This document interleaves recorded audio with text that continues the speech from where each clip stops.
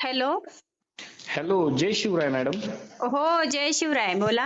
हो म्हणलो मॅडम, ते नमो शेतकरी योजनेचा पैसे कधी येणार आहे आपले? आणि काय झालंय, ते पैसे आहे ना त्याच्यामुळे लोकांची अशी भावना झाली आमच्याकडे, कमेंट मध्ये मला लोक विचारतात का हं. बुवा हे नमो शेतकरी योजना बंद झाली असेल. हां. याबद्दल तुमची काय अपडेट आहे अशी भाऊ? हो, तर बघा आता आपण जर विचार केला तर शेतकरी बांधवांच्या मनामध्ये एकच प्रश्न येतोय, की खरोखर नमो शेतकरीची योजना बंद झाली की काय? खरं तर हे मेसेज आम्हाला सुद्धा येत आहे, की नमोची योजना बंद झाली असे शेतकरी बांधव कमेंट्स करताय. परंतु शेतकरी मित्रांनो, नमो शेतकरी महासन्मान निधी योजनेच्या 7व्या हप्त्यात जरी विलंब झाला असला, तरी हे कन्फर्म आहे की ती योजना बंद झालेली नाही. कारण आपण कृषी विभागाकडून अपडेट घेतलेले आहे, की जिल्हास्तरीय असेल, तालुकास्तरीय असेल.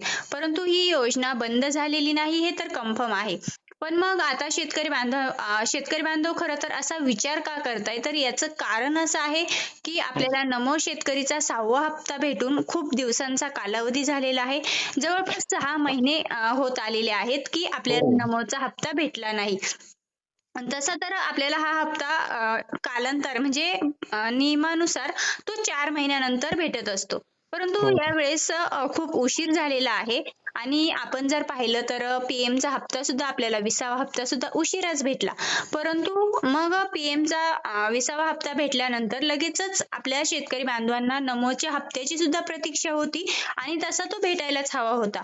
परंतु हो. तो भेटला नाही आणि त्यामुळे शेतकरी बांधव आता असा प्रश्न विचारताय की ती योजना बंद झाली. परंतु शेतकरी मित्रांनो, ही योजना बंद झालेली नाही.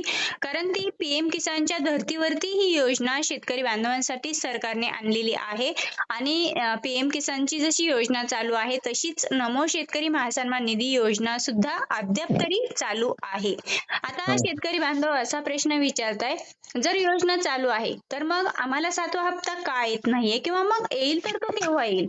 तर हो. शेतकरी मित्रांनो, आपण ह्या प्रश्नाचं उत्तर शेवटी जाणूनच घेणार आहोत की नमोचा 7वा हप्ता कधी येणार आहे, त्याची अधिकृतरित्या तारीख जाहीर झालेली आहे की नाही. त्यासाठी मित्रांनो, शेतकरी मित्रांनो, व्हिडिओ संपूर्ण बघायचा आहे. तर मित्रांनो, त्या अगोदर आता शेतकरी बांधव असं पण विचारताय की नमोचा 7वा हप्ता आणि 8वा हप्ता हे दोन्ही हप्ते आम्हाला एकत्र येतील का? तर शेतकरी मित्रांनो, आपल्याला जसं की 4था हप्ता आणि 5वा हप्ता म्हणजे 4थ्या हप्त्याला विलंब झाला होता. त्या कारणाने आपल्याला 4था आणि 5वा हप्ता एकत्र आला. प्रत्येकी 4,000 रुपये शेतकऱ्यांच्या खात्यामध्ये जमा झालेले होते आणि हो. मग आता शेतकऱ्यांना असं वाटतंय की 7वा आणि 8वा हप्ता पण आम्हाला एकत्र येऊ शकतो का? तर शेतकरी मित्रांनो, जसं की नमोचा हप्ता आपल्या खात्यामध्ये जमा होण्या अगोदर सरकारच्या माध्यमातून किंवा कृषी विभागाच्या माध्यमातून अपडेट दिली जाते आणि त्याचा जी आर काढला जातो किंवा त्याच्या निधीची तरतूद केली जाते. परंतु अद्याप मात्र तशी कुठल्याही प्रकारची तरतूद झालेली नाही. आणि शेतकरी मित्रांचं असं पण म्हणणं आहे की नमोच्या निधीमध्ये वाढ करण्यात आलेली आहे. कारण सोशल मीडियावरती असे पण व्हिडिओ येत आहे की नमोचा हप्ता ज्या ठिकाणी आपल्याला 2,000 रुपये भेटत होता, त्या ठिकाणी आता प्रति शेतकरी बांधवाला 3,000 रुपयांचा हप्ता भेटणार आहे. परंतु शेतकरी मित्रांनो, हे कन्फर्म सांगू शकते की येणारा नमोचा 7वा हप्ता जो आहे तर तो फक्त आणि फक्त 2,000 रुपयेच येणार आहे, जसं की या अगोदर आपण घेतलेला आहे लाभ. त्याच हो. पद्धतीने आता सुद्धा आपल्याला 2,000 रुपयेच येणार आहे. कारण सरकारच्या माध्यमातून हिवाळी अधिवेशन झालं, पावसाळी अधिवेशन सुद्धा झालं. त्यामध्ये कुठल्याही प्रकारची अपडेट दिलेली नाही किंवा निधीची तरतूद करण्यात आलेली नाही. त्यामुळे कन्फर्म आपल्याला फक्त आणि फक्त 2,000 रुपयेच भेटणार आहे. आता मग शेतकऱ्यांचा असा प्रश्न आहे की 7वा आणि 8वा हप्ता एकत्र येईल का? तर शेतकरी मित्रांनो, जसं की नमोच्या 7व्या हप्त्याची तारीख ही अधिकृतरित्या अद्याप स्पष्ट करण्यात आलेली नाही.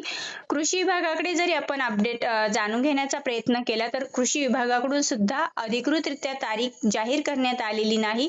त्यामुळे आपण हे कन्फर्म सांगू शकत नाही की 7वा आणि 8वा हप्ता एकत्र येऊ शकतो की नाही.